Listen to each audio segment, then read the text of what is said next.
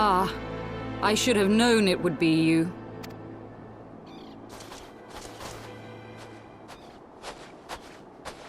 Word reached me of a struggle with a small but well-armed band of trespassers.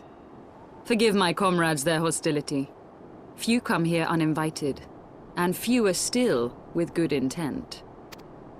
Now, tell me why you are here.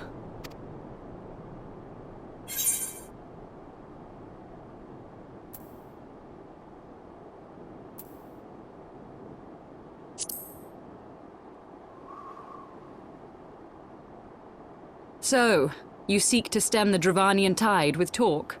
A romantic notion. If you but knew the truth, the spark which lit the flames of this animosity, you would understand the futility of your quest. Shall I relate it to you?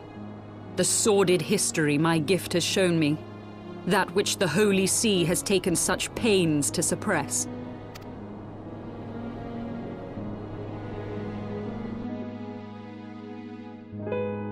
'Twas more than a millennium past when an Elezen tribe first sought to claim the lands of Kurthas as its home. Unfortunately for them, Kurthas was already home to dragonkind, and they were not inclined to make way for the invaders. Thus did a bloody war begin, a war which might well have rumbled on until one or the other side was exterminated, had it not been for the resolve of a single woman. That woman's name was Shiva. While those around her fought and died, she attempted to parley with the dragons, and in so doing discovered them to be possessed of profound intelligence and reason. The great worm, Hraesvelgar, in particular so enchanted Shiva that she found herself growing to love the creature, whom her people considered a monster. In the eyes of a near-immortal dragon, however, the fleeting life of an Elezen is as that of a freshly cut rose. Scarce has the flower bloomed before it begins to fade and wither. Such melancholy musings plagued Hraesvelgar, who had found in Shiva an unexpected and beloved soulmate. He knew that all too soon, death would snatch her away from him. Unable to bear the thought of their separation, the maid bid the worm consume her, that their spirits might be entwined for eternity. Though loath to perform the deed, Hraesvelgar ultimately gave in to her plea, and soon thereafter the tale of their ill-fated love spread throughout the two warring factions.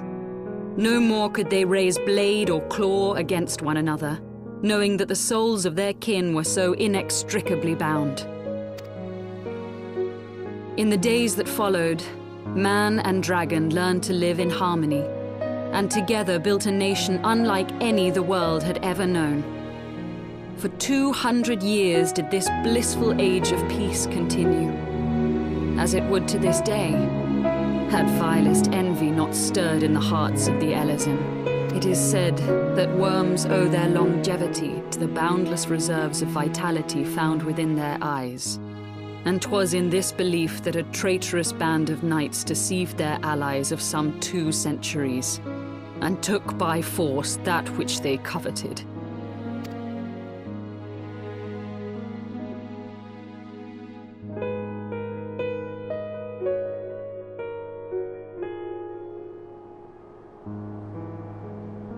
Nidhogg, he who now stands poised to unleash his wormlings upon Ishgard, was the great dragon who lost an eye to Elezen treachery. And until he prizes it from the hands of the traitor's progeny, no amount of conciliatory words will stay his fury. You are wrong, Lady Iceheart. Lest you misunderstand, I do not doubt your vision of the past. 'Tis true that Nidhogg greatly desired to reclaim the Eye. Indeed, it was for that very reason that I kept it with me as I roamed the land, attempting to draw him away from the city.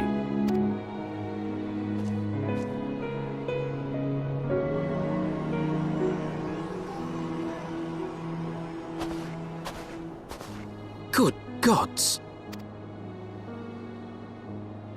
Until recently, Nidhogg seemed unable to resist its allure and pursued me relentlessly.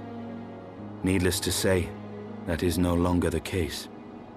Now, it would seem, he has fixed his attention on Ishgard itself, though he knows full well the eye does not reside there.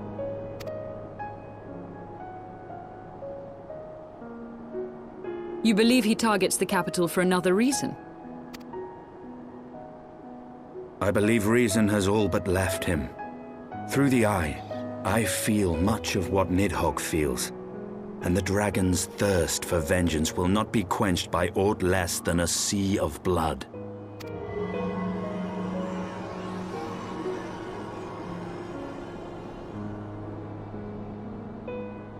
If Nidhogg is indeed lost to reason, might we not seek an audience with Hraesvelgr instead? He has thus far shown no inclination to aid in the invasion of Ishgard, and may yet welcome our efforts to broker a peace. You still believe that a peaceable solution can be found? Very well. I will take you to him.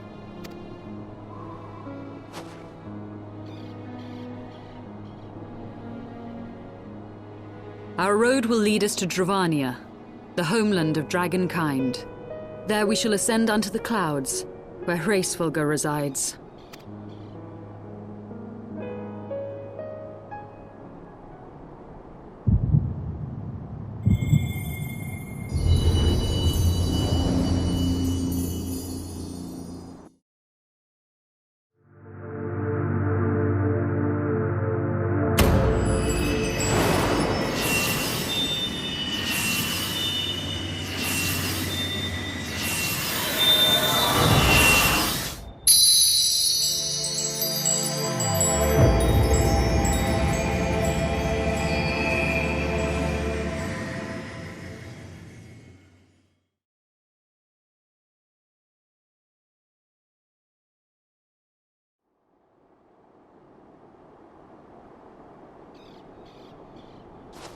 Is aught amiss, my friend?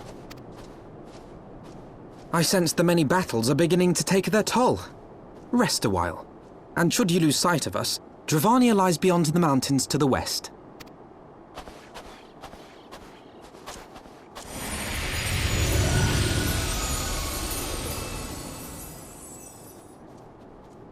Curious. The vestiges of thy mistress's blessing are not as faint as once they were. Thy will to succeed grants thee unusual fortitude. But will it be enough?